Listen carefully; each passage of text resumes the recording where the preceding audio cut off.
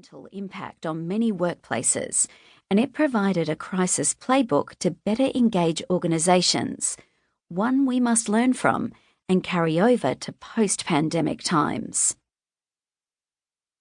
Changing your advantage. As CEO of Proudfoot, a management consulting company founded in 1946, I too felt the impact of the COVID-19 pandemic. We had spent our history proud of our boots-on-the-ground business model, our people shoulder to shoulder with clients, working through their improvement programs and major transformations to realise large-scale results, coaching new behaviours and implementing new processes and systems, not just advising from a distance. We told our clients, if you go underground, we go underground. If your business has a night shift, we work night shift. Well, that all stopped when the pandemic hit. Some assignments were paused as people zoomed their way home. We quickly switched to remote work. Where remote was not an option, our revenues paused. Suddenly, our competitive advantage nearly killed us. My goal was to save as many jobs as possible and maintain the business continuity where that was a possibility. We continued with projects that allowed it and were safe for our teams.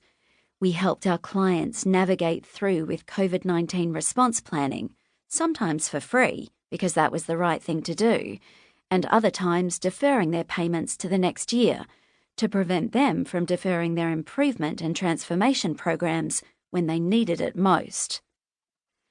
I was also conscious of the health and well-being of my people. Having been one of the early COVID-19 victims in February, after 3 trips to New York as well as France and the UK, I knew what the virus could do. While I was lucky, its impact stopped at what I compared to a very bad flu bug turn into pneumonia. I recall getting out of bed 3 nights in a row, wondering if I would be able to continue breathing. It was early in the pandemic. I didn't realise I could die. Later, the experience allowed me to understand its potential, and therefore I treated it with great respect. This disease was a killer for some, but it was not so bad for me. I was sick, but lucky.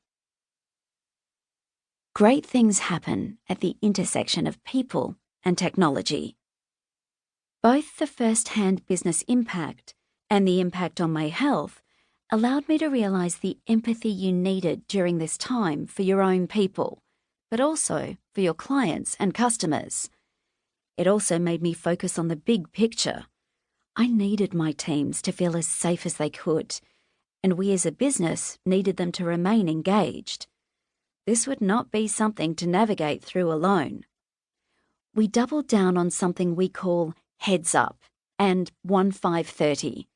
A simple but meaningful global movement we kicked off with a rallying cry of great things happen at the intersection of people and technology, to remind people to prioritise human connection as a way to better engage with their teams, their communities, and society.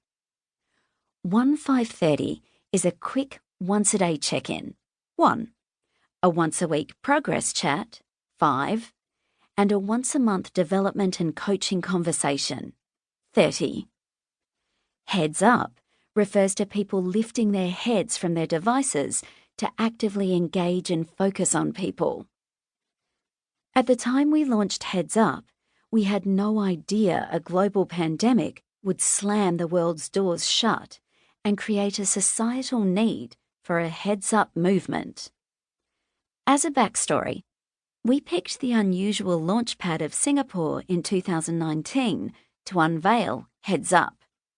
After all, Singapore is one of the most digitally fluent and innovative countries on the planet, but also, according to a recent Qualtrics study, was one of the laggards in employee engagement. When COVID-19 hit and much of the world went home, Heads Up was more than relevant. We knew we needed to all remain heads up. We needed to ensure that people lifted their noses out of their technology and connected with other people.